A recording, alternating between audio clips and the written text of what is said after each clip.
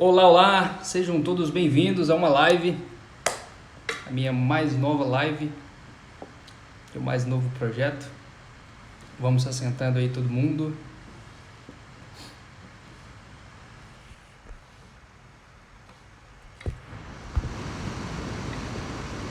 Vou dar um tempinho aí de 5 minutos para que as pessoas vão chegando, a galera que se inscreveu para a live.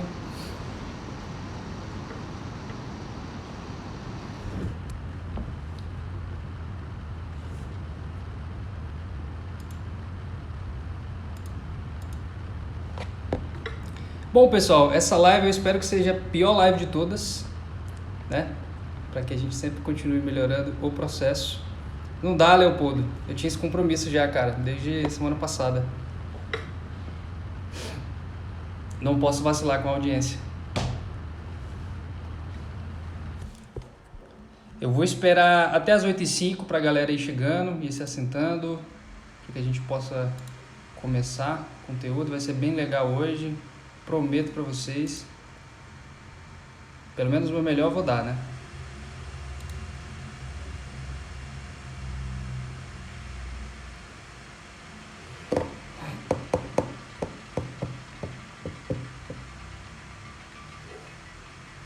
Cadu, Leopoldo, Ana Paula, também conhecida como minha namorada, Luiz, Fernando, Xará, a Bárbara, Bibil. Pode já ter uma galera já, hein?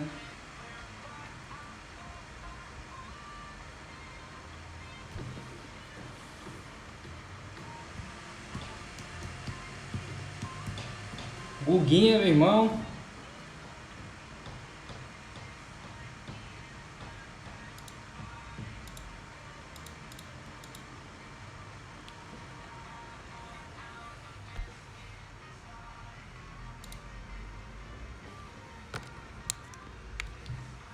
Cara, vocês não têm noção o quanto que é difícil pra mim isso aqui, ó. Mas a gente pega a manha, tá? A gente vai pegando a manha, a gente vai fazendo. O importante é começar, né?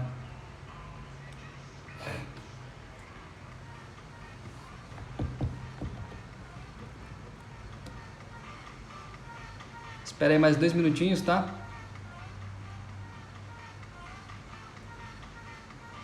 Ó, o Cleston. Cleston foi o primeiro cara que eu falei de investimentos. Foi a primeira live que eu fiz foi com o Cleston. Lembra disso, Cleston?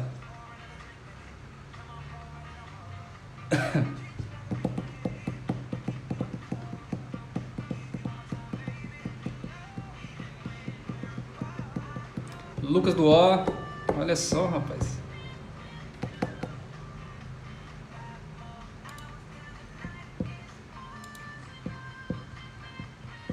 Ah, tô falando? A gente tem que fazer uma outra, né, cara? Muita coisa mudou depois daquilo, hein?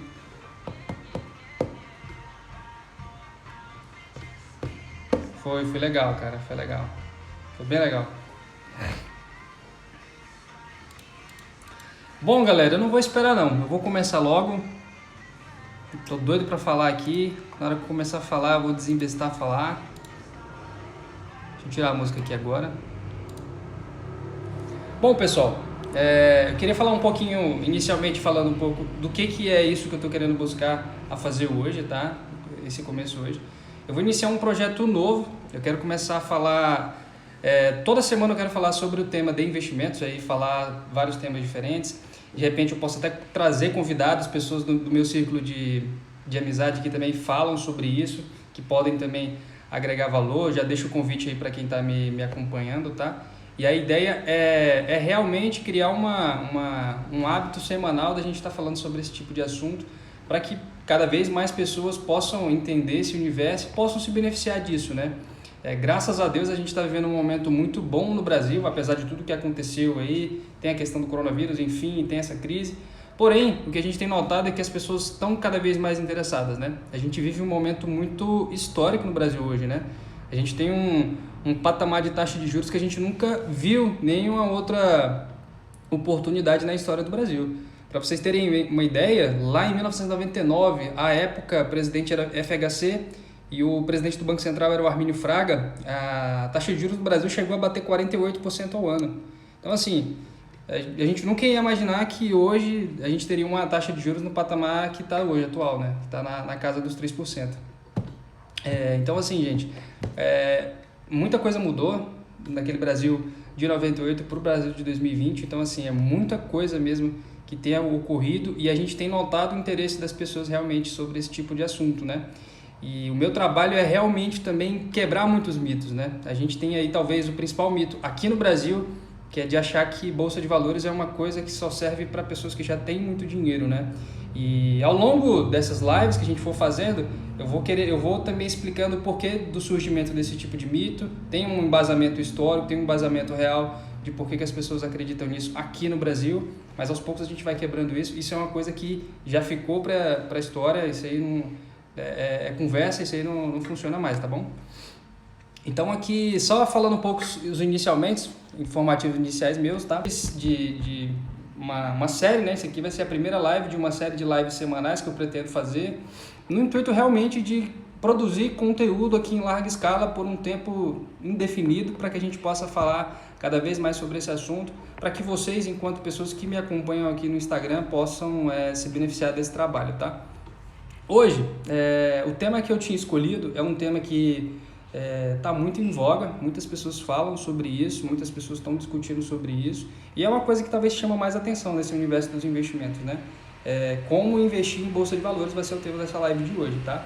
E aqui só fazendo um rápido overview, digamos assim, do que a gente vai tratar hoje, vou falar um pouco do início, tá? Da origem, do que significa você comprar e vender ações, qual que é a ideia disso, por que as pessoas fazem isso, né? Então, assim, qual que é a real relação disso, o que isso pode trazer de benefícios para vocês, tá bom?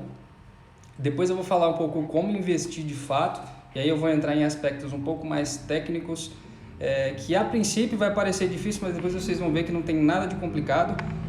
Vou pedir desculpa também porque eu moro aqui na Teodoro Sampaio, que é uma rua muito movimentada aqui em São Paulo, e toda hora é barulho aqui, então vocês já vão se acostumando com isso aí.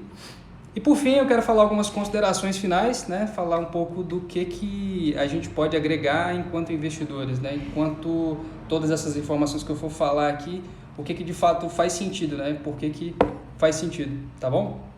Então, começando, eu queria falar um pouquinho do início, tá?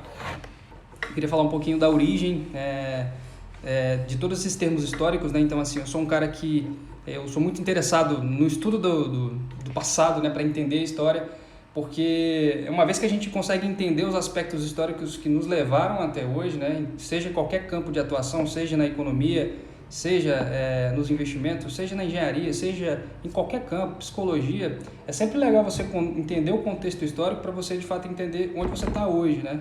Então isso é como a gente faz. Eu queria falar um pouquinho da origem, e aí eu quero falar de 3 temas interessantes, que é a parte do mercantilismo, revolução industrial e capitalismo. Talvez são coisas que vocês ouviram lá há muito tempo atrás, nas aulas de história, isso é bem antigo, mas vocês vão entender o contexto disso, tá? Então, assim, um pouco antes da Revolução Industrial, a gente tinha o mercantilismo, que era uma prática comercial muito forte, né, naquela época, que era basicamente acúmulo de metais preciosos, né? Então, havia ali um comércio de metais preciosos, principalmente ali entre aqueles países que começaram a explorar os mares, né? Eu estou falando de Portugal e Espanha, depois vieram todos os outros, mas havia uma prática muito, muito comum, que era o acúmulo de metais, ouro, prata, e isso nada mais é do que commodity, tá? E naquela época isso era sim sinônimo de riqueza, mas isso não necessariamente hoje quer dizer que é sinônimo de riqueza, porque você simplesmente acumular commodity, né, que a gente trazendo para o cenário hoje atual, que seria, digamos, acumular papel, moeda, acumular real, acumular dólar, isso não quer dizer que você tem dinheiro, tá? Eu até coloquei isso no meu TikTok, que você ter dinheiro em conta, isso não significa que você é rico, tá? Quero explicar isso ao longo do processo. Então, assim, até então era uma prática muito comum o mercantilismo, acúmulo de metais preciosos, né? Não sei se, talvez vocês lembrem disso, mas antes de vierem os portugueses para cá, tinha lá aquelas tribos que eram as mais famosas, né? Que eram os astecas, os incas e os maias, né? Que eram tribos nativas da América pré-colombiana. E essas tribos, uma vez que vieram os espanhóis para cá, lá no México foi Hernán Cortés, aqui foi Francisco Pizarro, aqui no sul, né? Na América do Sul, Eles escravizaram esses povos, obviamente, e eles pegaram muito ouro, né? Muito ouro que tinha aqui nessas regiões da América e levaram lá para a Europa, né? E isso causou uma inflação gigantesca, porque de repente você tinha uma quantidade enorme de ouro, de prata, de vários metais preciosos na Europa e aquela questão da oferta e demanda, né? As moedas, os metais, as commodities, elas tendem a entender a questão, a respeitar a lei da oferta e demanda com muita clareza, né? Então, se você tem ali uma oferta de produtos muito grande, seja de ouro, seja de prata, seja de qualquer coisa, aquela coisa acaba perdendo um pouco o valor. Então, causou uma inflação muito grande ali naquela região ali da Europa naquela época. E aí, ali as pessoas começaram a entender que, de fato, acumular metal precioso não necessariamente significa riqueza, né? Porque se você tem uma oferta muito grande, muito abundante daquele bem, acaba que ele perde esse valor e aí aquele valor que você enxergava antes, que as outras pessoas também enxergavam, ele acaba sendo perdido, né? Então, aos poucos, as coisas foram mudando, tá? Revolução Industrial, o que acontece? A Revolução Industrial nada mais foi do que a amplificação das trocas comerciais. Até então, havia trocas comerciais, né? Aí, desde Império Romano, desde Império Persa, né? Sempre houveram trocas comerciais. Os comerciantes sempre foram uma classe muito próspera e abastada em qualquer sociedade, em qualquer tempo histórico, né? Porém, as trocas comerciais eram muito limitadas geograficamente, né? Então, você não tinha uma escala tão grande assim que permitia um acúmulo tão grande, tá? de recursos. O que aconteceu foi que com a Revolução Industrial você pôde produzir bens em larga escala, né? Você tinha lá o artesanato, depois veio a manufatura e eventualmente veio a maquinofatura. E com a maquinofatura você pôde produzir bens em larga escala e em geral para as pessoas que faziam de fato a base da sociedade, né? Que era o pessoal mais pobre mesmo, né? A aristocracia e clero não participava disso, era mais o pessoal mais pobre. Então, quando pessoas que eram dessa mesma classe perceberam que elas poderiam produzir bens de serviço, como coisas bem básicas, por exemplo, como sapato, calçado, roupas, para essa classe mais pobre, né? Que era em sua grande maioria a maior classe da época, então eles perceberam que eles poderiam produzir bens de consumo baratos, né? Já que estava vindo a Revolução Industrial, barateando todos os custos, para essa classe que poderia comprar. Então, a escala foi muito grande. Então, pessoas que surgiram dessa classe viraram, digamos assim, os novos aristocratas, né? Viraram os burgueses, e eles começaram a produzir para todas essas pessoas, e eles começaram a produzir em larga escala. Por que eu tô reforçando essa palavra larga escala? Porque significa que eles conseguiram vender muito mais produtos, bens de consumo e acumular muito mais recursos. E aí eles acumulavam dinheiro, obviamente, né? Esse dinheiro, o acúmulo desse dinheiro não necessariamente é o que gerava riqueza, mas o que você fazia com esse dinheiro, né? Então, esses burgueses, o que eles começaram a fazer, né? Eles tinham tanto dinheiro que já pagavam os custos deles, né, de vida e tudo mais, e aquele excedente eles acabavam ou aplicando no próprio negócio ou expandindo para várias outras ramos de atividades, digamos assim, e também eles começaram a emprestar para novos empreendedores, para novas pessoas que queriam também fazer novos negócios, queriam fortalecer esse tipo de troca comercial entre as pessoas, né, aumentar as trocas comerciais e também prosperar. Então, começou-se aí, digamos assim, uma sementinha de como os investimentos começaram a brotar em larga escala, digamos assim, né? Isso aí é uma prática bem comum, mas a gente começou a ver isso com mais intensidade no final do século XVIII para os dias atuais, né? Então, o acúmulo de riqueza não era simplesmente você ter moeda, você ter ouro, você ter papel moeda. Era o fato de você investir em outros ativos que te gerassem fluxo de caixa. Então, essa pessoa que tinha dinheiro mais do que o suficiente para sobreviver e tinha um excedente, o que ele fazia com esse excedente? Ele emprestava para outras pessoas que queriam também abrir novos negócios, né? E aí essas pessoas abriam novos negócios e ficavam em dívida com essa pessoa que emprestou. E o que era essa dívida? Era justamente esse fluxo de caixa que eles tinham acordado, que eles queriam receber, né? Então aí, sinônimo de riqueza se tornou você ter ativos, não simplesmente ter papel moeda, o ouro, qualquer outra coisa nesse sentido. Então, pessoas que de fato têm dinheiro, pessoas que de fato constroem patrimônio, elas têm ativos que geram fluxo de caixa para elas. Só para clarear mais ainda o que eu quero dizer para vocês, um investimento que é muito comum no Brasil, que são os imóveis. O que gera o dinheiro em si do imóvel não é o fato de você ter o imóvel, é você ter o imóvel e ele ficar alugado, por exemplo. Então, aquela renda mensal que entra todo mês na sua conta, por você ter aquele imóvel alugado, aquilo ali sim é um ativo, aquilo ali sim é a riqueza que você está gerando. Aquele fluxo de caixa que vai permitir, por exemplo, você comprar outros imóveis, você pegar aquele dinheiro e investir na bolsa de valores, por exemplo, você pode comprar ações com aquilo, pegar aquele dinheiro e investir em, digamos assim, um comércio, montar qualquer outra coisa. Então, a riqueza foi se tornando sinônimo disso, tá? Galera, vocês estão gostando? Se vocês estiverem gostando, dá um joinha, dá um coraçãozinho aí, que eu quero saber se o conteúdo tá legal, se o contexto tá bacana, tá? Então é isso, tá? Essa é a origem que eu queria contextualizar. Então, por que as pessoas investem? É justamente por isso, tá? Então, você investe porque você quer fazer um acúmulo patrimonial, né? E basicamente você faz isso ao pegar o dinheiro, o excedente que você já tem, né? O dinheiro que você acumulou da sua atividade comercial, seja qual for, você já tem você já consegue sobreviver com aquilo que você ganha, e aquele excedente você investe em novos negócios, você empresta aquele dinheiro para pessoas que estão precisando de recursos, mas querem empreender, e elas empreendem, elas geram recursos, elas geram fluxo de caixa para o negócio delas, e elas vão lá e te pagam, né, aquilo que elas estão te devendo. Então é uma dívida legal, uma dívida sadia, né, que eu estou falando de uma dívida sadia.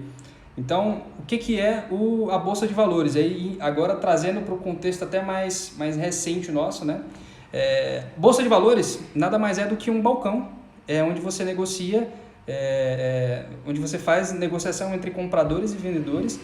E esses compradores e vendedores são o quê? São pessoas que são superavitárias, que têm recursos para investir, né? Ou seja, eles têm excedente para poder fazer com que esse excedente se torne mais dinheiro, vire mais riqueza para eles.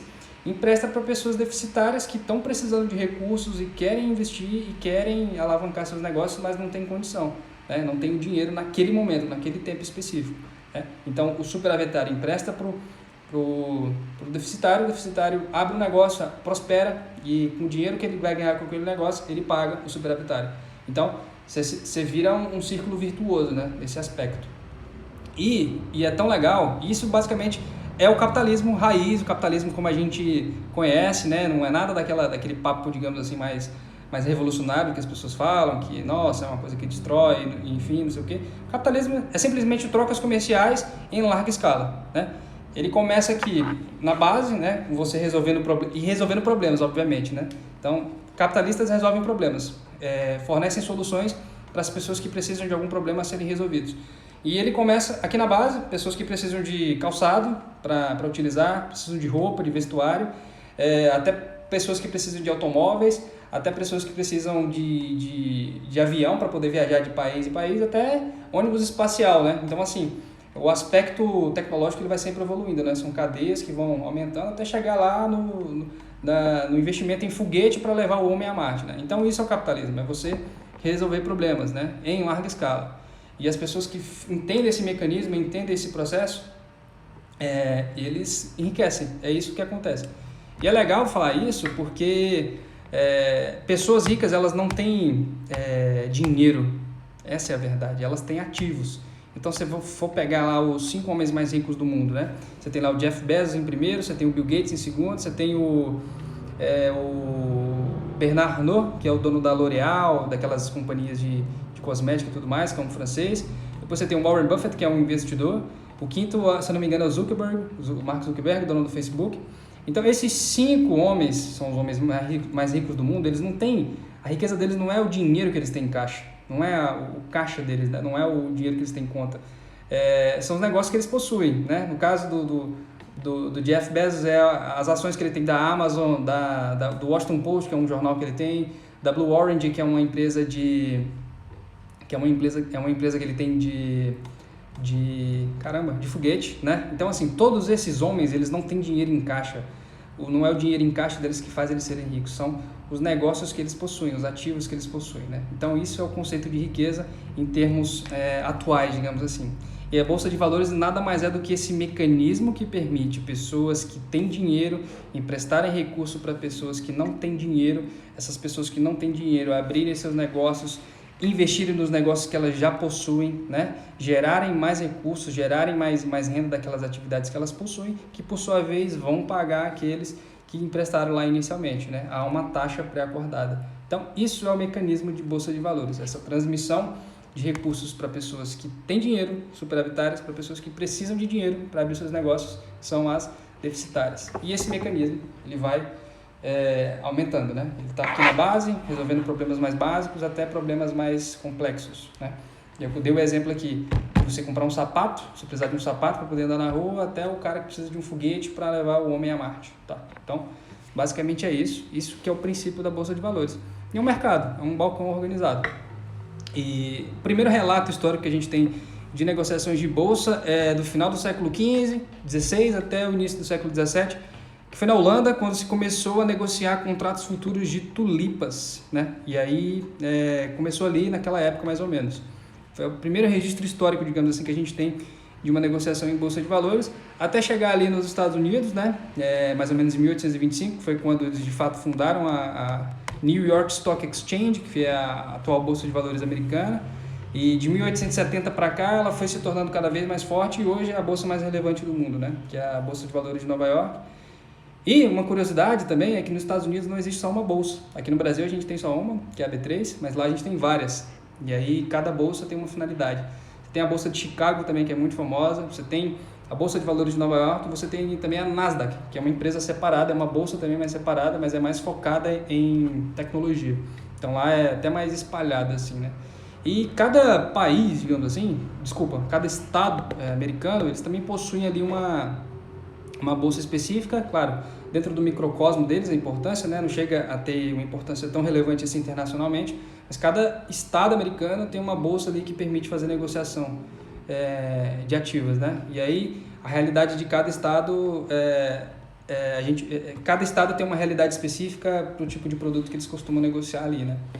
E tem um gestor no Brasil que ele é muito famoso, chamado Henrique Breda. Ele fala uma coisa bem legal, que basicamente, se não houvesse bolsa de valores no Brasil hoje, o que a gente teria que fazer? A gente, para se tornar sócio de qualquer empresa, a gente teria que ir no cartório, fazer toda aquela papelada, aquela documentação, aquela burocracia toda para você ser sócio, digamos, do Itaú, ou do Bradesco, ou da Magazine Luiza, que são as empresas mais famosas aqui no Brasil. E simplesmente o mecanismo de bolsa de valores permite você fazer isso com uma agilidade muito maior, né? Então assim, você tem lá o mercado, você tem lá as ações sendo negociadas diariamente, né, em horários pré-definidos, e você consegue comprar e vender a qualquer momento, dependendo da ação, é óbvio. Umas são mais líquidas, outras são menos líquidas. A gente vai entendendo esses conceitos ao longo aqui das lives, a ideia é essa, tá? Então, assim, nada mais é do que uma facilitação para homens de negócios, para pessoas que enxergam valor em comprar boas empresas, né? Em vez de você ir no cartório, digamos aqui, você faz isso tudo em mercado de balcão, muito mais fácil, muito mais rápido. Você tem lá o vendedor, você tem o comprador, e a bolsa é só o intermediador desses dois, né? É a contraparte entre o comprador e o vendedor. Então, agora indo para a parte de como investir na bolsa, antes de entender o como, a gente tem que saber o quando, tá? E o que é o quando, né? Quantificando esse quando, é basicamente depois que você montou a sua reserva de emergência, né? Que é aquela quantia que você monta para você ter uma cobertura em relação a imprevistos. E a analogia que eu sempre faço aqui são das grandes empresas. Grandes empresas, em geral, tá? Em geral. Eu falo pela XP, por exemplo. A XP é uma empresa que é gigantesca. E grandes empresas, elas têm um caixa muito robusto, né? Elas têm um caixa muito robusto, tanto para fazer uma aquisição de novas companhias, a gente chama isso de oportunidade, como também para ter dinheiro para contingências, né? Para momentos de crise, que é o que a gente está vendo agora, né? Que aí é a emergência.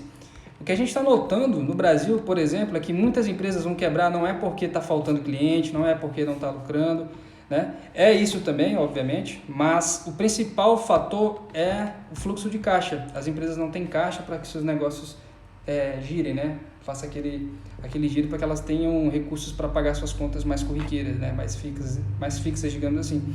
Então, muitas empresas elas estão falindo justamente porque não aproveitaram aquele momento de bonança para fazer um caixa robusto para passar por essas crises, né? Então, assim, basicamente é por isso que as empresas no Brasil estão quebrando, tá? Basicamente é por isso, não é porque oferece serviço ruim ou porque qualquer outro motivo, porque o Brasil tem uma carga tributária grande, e realmente tem, isso não dá pra gente negar, mas o buraco é muito mais embaixo, né? E aí é uma coisa que era muito mais simples de ser resolvida se houvesse de fato caixa para esses momentos, né?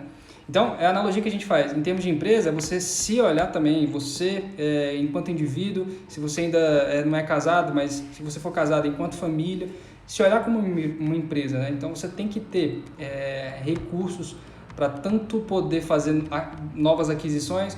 Por exemplo, quem tem caixa agora está aproveitando para poder comprar imóveis a preço bem barato, né? Porque tem pessoas que, por exemplo, não têm recursos, precisam de dinheiro, tem casas e não sabe o que faz para poder ter dinheiro em caixa, elas vão lá e vendem os seus ativos a preços muitas vezes muito abaixo do valor de mercado, né? Então, aquele cara que comprou, ele estava preparado, ele tinha caixa para fazer novas aquisições e também tinha caixa para suportar toda essa crise, né? Para pagar as contas, imprevistos, se de repente ele ficar sem recurso e tudo mais, né? Então, ter reserva de emergência é essencial, cara, é muito importante, tá? Talvez seja o aspecto mais, talvez não, é o aspecto mais importante de qualquer início de planejamento financeiro, de qualquer empresa, de qualquer indivíduo, de qualquer família. Então, antes de começar na bolsa, é ideal que você tenha uma reserva de emergência bem robusta, tá? No final dessa live, eu vou propor uma surpresa para vocês, creio que vocês vão gostar, sobre esse tema específico. Depois que você tem uma reserva montada, aí sim você pode partir para a compra de ações de fato, né? Participar do mercado acionário. Primeiro você tem que escolher abrir conta em uma corretora, né? Hoje a gente tem várias opções de corretoras no mercado brasileiro, graças a Deus tem muita concorrência, né? A corretora que eu faço parte é a XP Investimentos, tá? É uma corretora bem sólida, bem robusta. Dentro do grupo tem também a Rico, tem também a Clear. E eu sempre gosto de falar de todas as corretoras possíveis por questão de preço, né? De custos e tudo mais. Então é sempre bom você avaliar o quanto que você está disposto a pagar. Obviamente, aquelas empresas que têm digamos assim, um custo um pouco maior, significa que o valor que elas agregam para os clientes também são maior, né? É um pouco maior também. Enquanto que aquelas corretoras, por exemplo, que não cobram nada, tem corretoras que é totalmente taxa zero. Mas se você tiver um problema, não vai ter uma pessoa que você possa ligar para poder resolver seu problema, né? Geralmente, tudo resolvido online. Então, é sempre tentar balancear o que realmente faz sentido, né? Em termos da escolha da corretora que você quer. Tá? Obviamente, fazendo meu jabá, XP é a melhor. E aí, taxas envolvidas, né? A gente tem ali corretagem, emolumento e imposto de renda. Então, são essas três taxas principais quando você está comprando e vendendo ativos em bolsa, tá? Corretagem é a parte de, digamos assim, é um serviço que a corretora cobra, né? Para poder fazer aquela compra para você, ser aquela contraparte para você, tá? Emolumento é uma taxa que a B3, que é a nossa bolsa de valores, ela cobra nos seus serviços. O imposto de renda é aquela taxa que o governo cobra, né? Então, a gente tem aí corretora, bolsa de valores e governo aí são as pessoas que estão envolvidas aí nesse processo, né? E escolhendo a primeira ação, eu sempre gosto de trazer para as pessoas carteiras recomendadas. O que são carteiras recomendadas? São carteiras de investimento diversificadas tanto em ativo e também em setor, tá? E essas recomendações são feitas por profissionais da área, são os analistas de valores imobiliários, tá? A XP tem os seus analistas, tá? Tem um time de analistas que faz recomendações todo mês de ações, de fundos imobiliários, de previdência, de vários ativos. Eu estou falando aqui especificamente de ações, mas você também tem outras opções. Tem a Eleven, que é uma casa de análise, que o meu escritório faz. A gente tem parceria com a Eleven também. Os nossos clientes, quando eles vêm trabalhar com a gente, eles têm também a Eleven para trabalhar junto com eles, que hoje é a melhor do Brasil nesse sentido, de casa de análise, né? Que faz análise e recomendações de ativos, não só de bolsa, mas de vários outros, mas aqui eu estou falando especificamente de bolsa. Tem a Nord, também é uma casa de análise bem legal. Tem a Suno, eu esqueci de escrever, mas também tem a Speech. São as casas de análise que a gente costuma ouvir com mais frequência no mercado e que possa fazer sentido para você. Então eu sempre recomendo que as pessoas estudem um pouquinho essas empresas, essas casas de análise que fazem essas análises das ações. Muitos deles têm produtos gratuitos, né? Então assim, você não precisa nem pagar um modelo de assinatura para poder ter acesso às recomendações que eles têm, tá? XP, por exemplo, não cobra nada, as carteiras recomendadas da XP, simplesmente você joga ali no Google, você vai ter o acesso ali às carteiras mensais. As outras já cobram, né? Algumas delas cobram, outras têm modelos de assinaturas que chegam a R$10, então assim, por mês. Então assim, acesso a informações para que vocês possam estudar não faltam, principalmente nos tempos atuais, né, que a gente vive. Então, é esse o processo. E aí muita gente pode estar se questionando por que eu, enquanto assessor de investimentos, não faço recomendações, tá? Minha atribuição enquanto assessor não é fazer recomendação de ativo, né? O meu trabalho é muito mais macro. Eu sou um cara que eu sento com o cliente, eu faço toda a parte de planejamento financeiro com ele, tanto o aspecto de curto prazo, médio prazo, longo prazo, entender onde ele quer chegar, entender como que ele pode construir a independência financeira dele, o quanto que ele tem que acumular de recursos até chegar nesse patamar. Então, meu trabalho é mais macro, entendeu? E esses aspectos mais micro, no meu escritório nós temos pessoas que fazem esse trabalho, né? A gente tem empresas parceiras que a gente contrata para estar junto com a gente, para que a gente possa oferecer esses serviços para os clientes, né? Mas o meu trabalho é muito mais macro, é muito mais de entender de fato o cliente, entender onde ele quer chegar e com base nas soluções, com base nas necessidades que ele mostra para mim, eu vou lá e forneço as soluções que estão mais a ver, né, com aquilo que ele busca, né? Então, o meu trabalho é mais esse. É um trabalho mais de planejamento financeiro e de alocação de carteira, tá? Então, é mais macro, digamos assim. Por isso que eu sempre falo das recomendações, porque a gente utiliza elas como ferramentas para a gente entender qual que é o melhor cenário para aquele cliente, tá bom? Parte técnica, eu queria falar um pouquinho aqui sobre os códigos, né? Então, talvez vocês já tenham visto, quando você vai negociar uma ação na bolsa, você tem basicamente cinco caracteres, digamos assim, né? Que diz qual que é aquela ação referida, né? 6, desculpa. Então você tem ali os 4 iniciais, né? 4 iniciais, e você tem até 6 totais, né? Então, por exemplo, você tem a Vale, que é a antiga companhia Vale do Rio Doce, que hoje é só Vale, que o código dela é Vale 3, Vale 4, né? Você tem basicamente essas duas nomenclaturas. E qual que é a diferença delas, né? Essas 4 primeiras letras é uma alusão ao próprio nome da empresa, né? Então, assim, você vai ter uma nomenclatura ali que vai de acordo com o próprio nome da empresa, né? Você tem, por exemplo, o BTG Pactual, que é um banco de investimentos, que é BPAC, né? Então, é uma alusão ao próprio nome da empresa. Já o último código, que é um número, né? Em geral, ele é 3, 4 e 11, tá? O que é o 3? O 3, a gente está falando de ações ordinárias. O 4, a gente está falando de ações preferenciais. E o 11, que também é um muito comum, a gente está falando de units. Vou explicar agora o que significa cada um. Ações ordinárias são ações que elas te dão direito a voto em assembleia, tá? Então, quando você adquire uma ação ordinária, significa que elas te dão direito a voto em assembleia. Então, o seu peso do seu voto é proporcional à quantidade de ações ordinárias que você tem, por exemplo, tá? Então, o que muda é isso. O final 4 das ações são as ações preferenciais. São ações que te dão preferência no pagamento de dividendos, tá? Então, se você é dono de uma ação que é preferencial, que tem final 4, você tem preferência para o recebimento de dividendos. Em geral, você recebe um valor um pouco maior do que a ação ordinária. E nessa ação, você não tem direito a voto, tá? Em geral, muda muito pouco, tá? Isso que eu estou falando é mais uma questão técnica, não vai mudar muito o aspecto, né? Em geral, para você poder votar em assembleia, você tem que ter muitas ações mesmo. Então, na prática, acaba sendo mais interessante você ter ações preferenciais na carteira do que ações ordinárias. Tem empresas que não têm preferenciais, só tem ordinárias, né? Então, vai mudar de empresa para empresa. E tem as units. O que são as units? Imagina um grande bolo, né? Vou pegar aqui um bolo de fubá, digamos. Você tem ali 2 ingredientes, que são as ações ordinárias e as ações preferenciais. E as units é esse bolo, né? E aí você tem esses ingredientes, tanto a ordinária como a preferencial. E aí o que muda de unit para unit, né, em termos de empresa para empresa, é a composição de ordinárias e preferenciais dentro dessa unit, né? Então, alguns bolos vão ter 30% de ordinárias, outros vão ter 60% de ordinárias, né? Então, o que muda é isso, tá?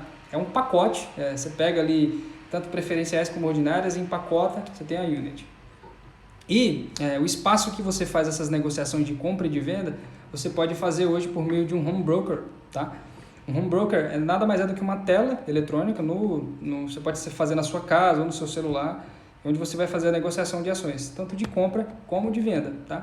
E, assim, é muito fácil, muito fácil. Estou falando aqui, eu vivo isso com mais frequência e para mim é muito fácil, mas para quem ainda não está habituado a isso, quando estiver habituado, quando abrir a conta na sua corretora e mexer lá e fuçar, você vai ver que é muito fácil, né? Eu tenho colegas aqui, inclusive, que vão poder atestar isso, inclusive, que eu estou falando, tá?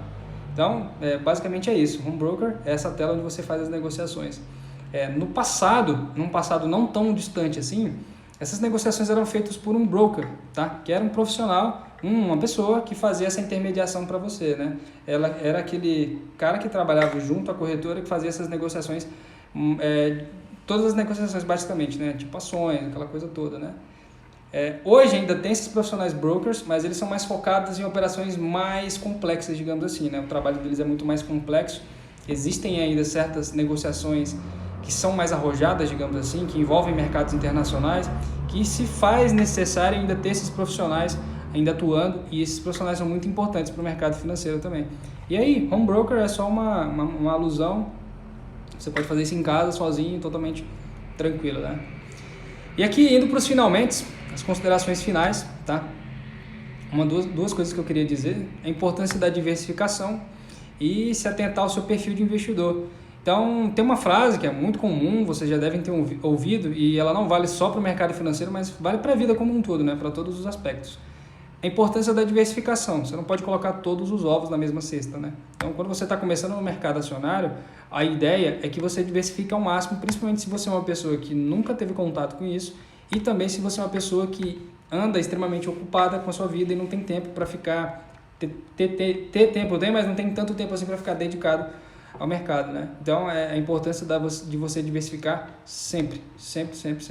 E se atentar ao seu perfil de investidor, tá? Você entender se você é uma pessoa mais conservadora, se você é uma pessoa mais moderada, se você é uma pessoa mais agressiva, se você, quando perde 30%, 40% do seu patrimônio em um mês, você consegue dormir bacana, se você não consegue, se para você é mais tranquilo colocar só 5% da sua carteira em renda variável. Então, assim, tudo isso vai estar de acordo com o seu perfil de investidor.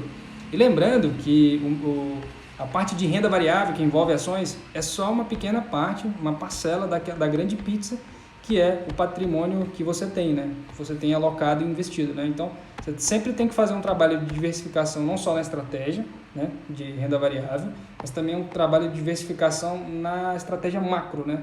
Você tem ali renda fixa na sua carteira, você tem um pouco de renda variável, você tem um multimercado, você também consegue alocar recursos destinados a investimentos no exterior, que hoje a gente está vendo que é mais importante, é muito importante ainda, né?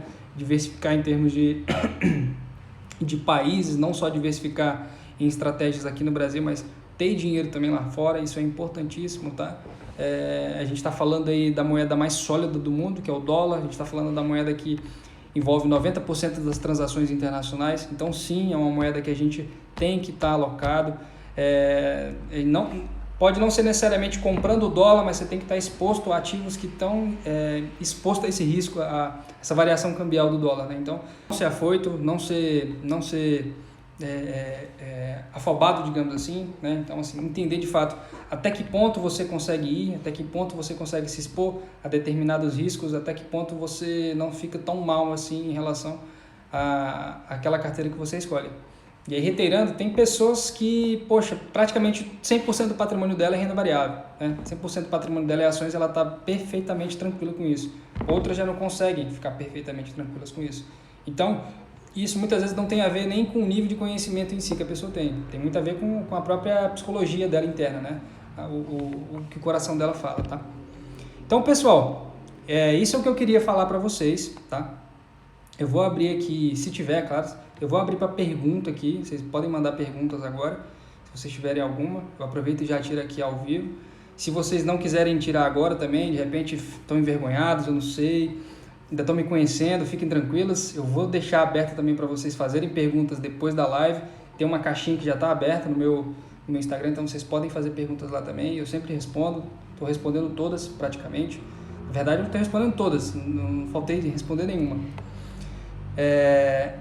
E por fim, eu queria dizer para vocês o seguinte, para quem tem interesse em conhecer mais o meu trabalho, tirar mais dúvidas, eu vou pedir para que vocês me procurem no privado, tá? No DM, que a gente fala de direct message, lá mesmo aí mesmo no Instagram, só ir lá no perfil, me manda lá uma mensagem, me manda um alô, que a gente bate um papo, que a gente conversa, tá?